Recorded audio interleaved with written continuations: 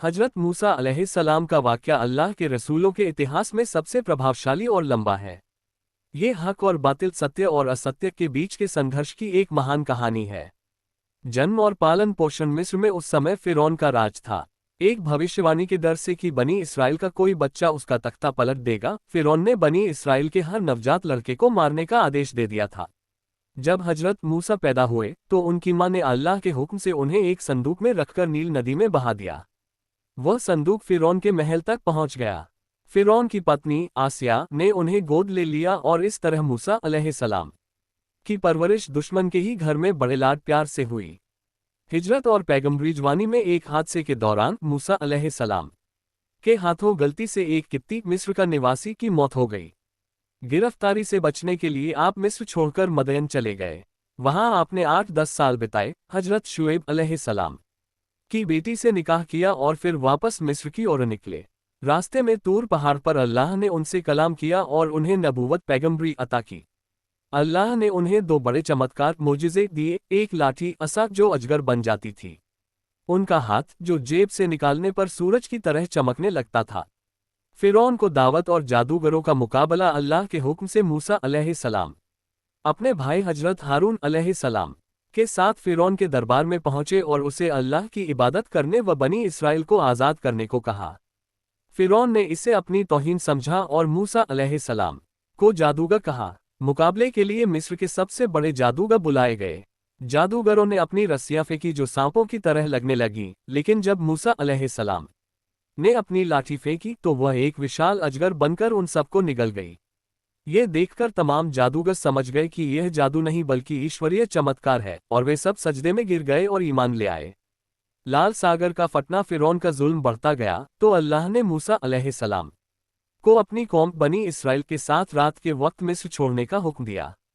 जब वे लाल सागर के किनारे पहुंचे तो पीछे से फिरौन का लश्कर आ पहुंचा। आगे समंदर था और पीछे दुश्मन। अल्लाह के हुक्म से मूसा अलैहिस्सलाम ने अपनी लाठी समंदर पर मारी, जिससे समंदर के बीचों बीच 12 रास्ते बन गए और पानी दीवारों की तरह खड़ा हो गया।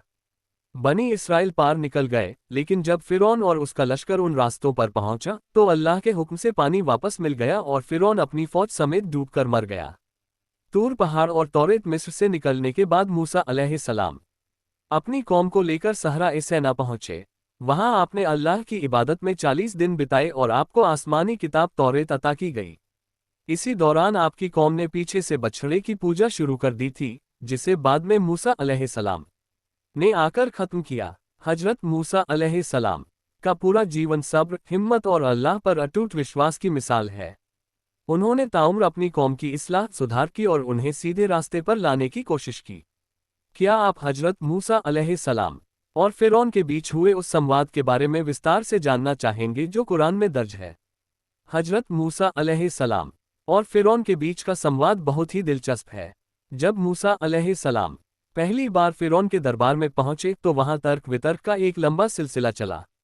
कुरान के अनुसार उनके बीच की बातचीत कुछ इस तरह थी। रब कौन है का सवाल। जब मूसा अलैहिस्सलाम ने कहा कि मैं रब्बुल आलमीन, सारे जहानों के रब का रसूल हूं, तो फिरौन ने बड़े घमंड से पूछा, फिरौन, और यह रब्बुल आलमीन क्या चीज है? हजरत मूसा, वह जो आसमानों और जमीन का और जो कुछ उनके बीच है सबका रब है, अगर तुम यकीन रखने वाले हो।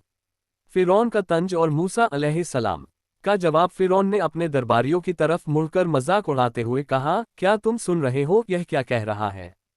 इस पर मूसा अलैहिस्सलाम ने उसे उसकी असलियत याद दिलाए। अलैहिस्सलाम, हजरत मूसा, वह तुम्हारा भी रब है और तुम्हारे उन बाप दादाओं का भी रब है जो गुजर चुके हैं। फिरौन चिढ़ गया और कहने लगा कि तुम्हारा ये रसूल तो पागल है। लेकिन मूसा अलैहिस्सलाम ने अपनी दलील जारी रखी और कहा कि वह पूरब और पश्चिम का मालिक है। फिरौन की धमकी। जब फिरौन दलीलों में हारने लगा तो उसने वही किया जो हर तानाशाह करता है, धमकी देना। फिरौन, अगर तूने मेरे सिवा किसी और को खुदा बनाया तो मैं तुझे जेल में डाल दूंगा। हजरत मूसा, क्या तब भी अगर मैं